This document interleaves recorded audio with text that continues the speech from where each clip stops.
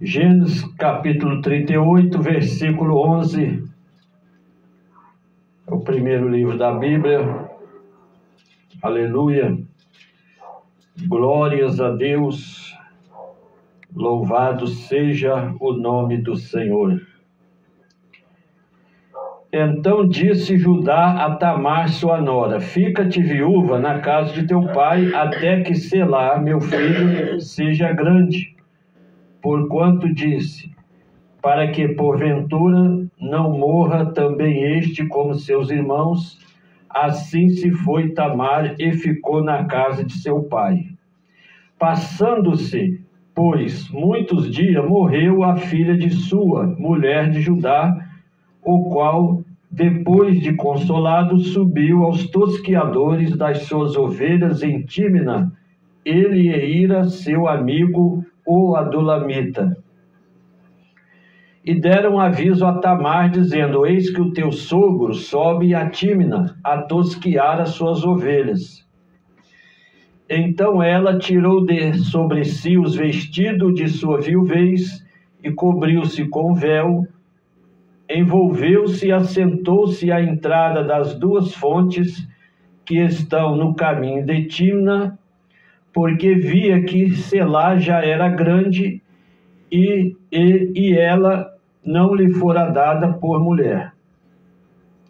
E vendo-a ajudar, teve-a por uma prostituta, porque ela tinha coberto o rosto.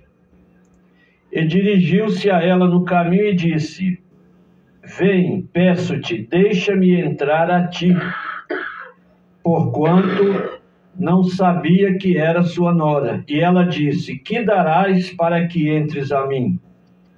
E ele disse: eu te enviarei um cabrito do rebanho.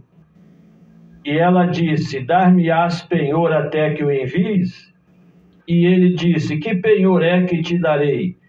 E ela disse: o teu selo, o teu lenço e o teu cajado que está na tua mão. O que ele lhe deu, e entrou a ela. Assim ela concebeu dele. E ela se levantou e se foi, e tirou de sobre si o seu véu, e vestiu os vestidos da sua viuvez. E Judá enviou o cabrito por mão do seu amigo, o adulamita, para tomar o penhor da mão da mulher, porém não a achou. E perguntou aos homens daquele lugar, dizendo: onde está a prostituta que estava no caminho junto às duas fontes? E disseram: aqui não esteve prostituta alguma. E tornou-se a Judá e disse: não a achei. Também disseram os homens daquele lugar: aqui não esteve prostituta. Então disse Judá: deixa ficar com o penhor, para que porventura não caiamos em desprezo. Eis que tenho enviado este cabrito, mas tu não a achaste. Glória a Deus, aleluia. E aconteceu que quase 3 meses depois deram aviso a Judá, dizendo: Tamar, tua nora, adulterou, porque está grávida do adultério. Então disse Judá: tirai-a para fora, para que seja queimada. E tirando-a fora, ela mandou dizer a seu sogro: do homem de quem são estas coisas eu concebi. E ela disse mais: reconhece, peço-te, de quem é este selo, este lenço e este cajado. Então, reconhecendo-os, Judá disse: mais justa é ela do que eu, porquanto não a tenho dado a Selá, meu filho. E nunca mais a conheceu. Aleluia. Senhor, nosso Deus e nosso Pai, fala conosco, nos orienta, nos aconselha, porque luz para os nossos pés é a tua palavra. Aleluia. Aleluia. Então, os irmãos entenderam a palavra aqui? Amém. Às vezes é difícil de entender por causa da linguagem, mas aqui é o seguinte: Judá, de onde descende nosso Senhor e Salvador Jesus Cristo, um dos 12 patriarcas, igual muitos falam aí, leão da tribo de Judá, chega a encher o papo, Judá, É Judá para lá, Judá para cá. É esse Judá aqui, ó, que praticou um incesto com a nora, adulterou e ainda quis queimar a mulher. É esse Judá aqui. Homem de Deus, povo de Deus. É isso aqui. A Bíblia é tão maravilhosa, irmãos, que ela não esconde os erros. A Bíblia fala o que é a verdade. A palavra de Deus é tão de Deus que ela conta a história do jeito que foi, sem alisar ninguém, sem passar a mão na cabeça de ninguém. Errou, foi aqui divulgado, foi mostrado para que a gente conheça a verdade. Aleluia. A palavra de Deus, meus irmãos, é espada de dois gumes, corta para os dois lados. Não alisa ninguém. Aqueles que querem adulterar a palavra, eles querem que a palavra corta só para um lado. Só para o lado vem a nós. Mas tem o outro lado também, o lado da nossa responsabilidade, dos nossos deveres e da nossa obediência.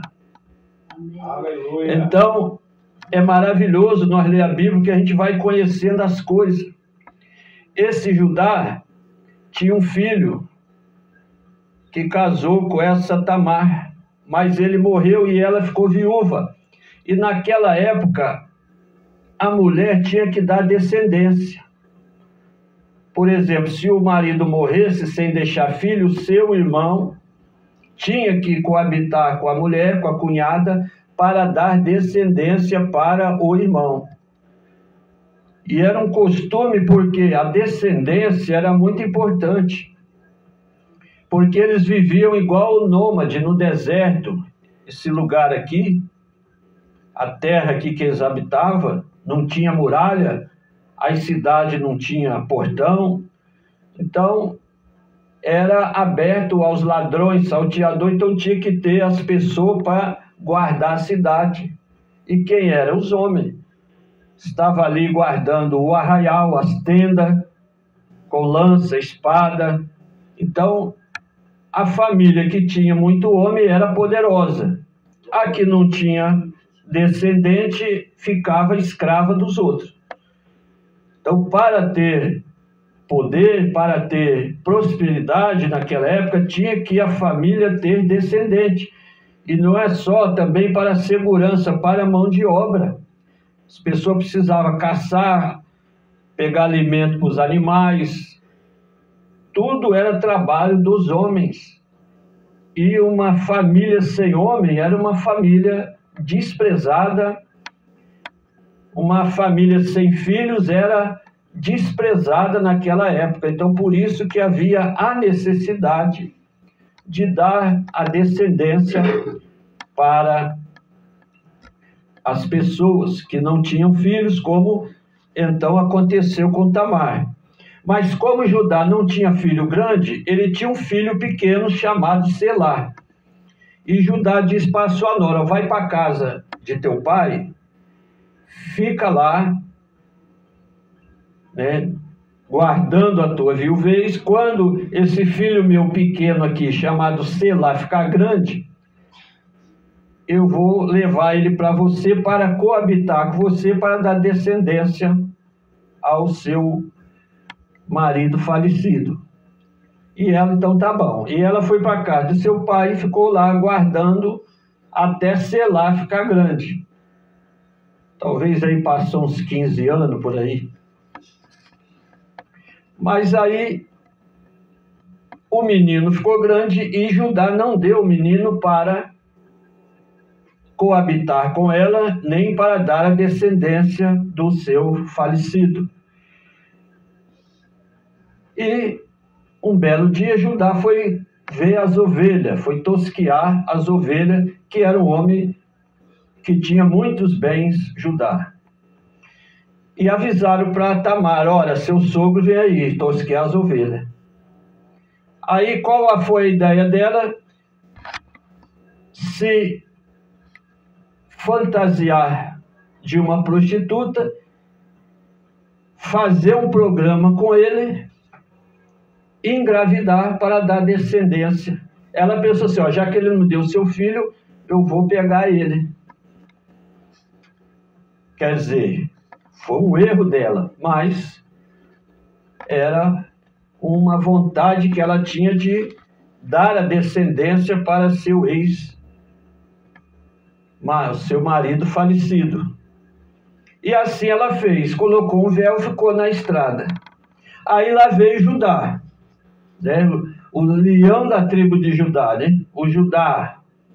Veio o homem de Deus, um dos patriarcas, viu aquela prostituta, pensou que era uma prostituta e se engraçou com ela e falou assim, ó, vamos fazer um programa?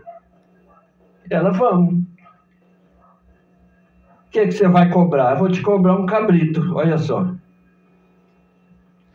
Um cabrito por um programa. Então, tá bom. Aí ela falou assim, mas... Ele falou, só que eu tenho que pegar o cabrito do rebanho. E ela falou assim, uai, mas... então você vai ter que deixar um penhor comigo, um seguro. Aí ele falou assim, ó, vou te deixar, o que você quer? Eu falei, deixa esse lenço aí, esse selo, que era o anel que eles carregavam, e o cajado. Ele deixou com ela. Fez o programa com ela, achando que era uma prostituta, mas era sua nora. Então, o que a gente pode pensar daí? Que para esse povo, esses patriarcas, fazer programa era normal. Porque se tinha prostituta é porque tinha cliente. Então, você vê como que foi tranquilo ali o programa. Foi como uma coisa normal. Vou fazer programa, vamos. O que você me paga? Um cabrito. Pronto. Normal. Nós entendemos aqui pela palavra de Deus que não foi a primeira e nem a última mulher que esse povo fazia programa. E isso é o povo de Deus, mas o povo de Israel, o povo santo de Deus, o povo escolhido de Deus. Porque esse patriarca era neto de Abraão, filho de Isaque, e,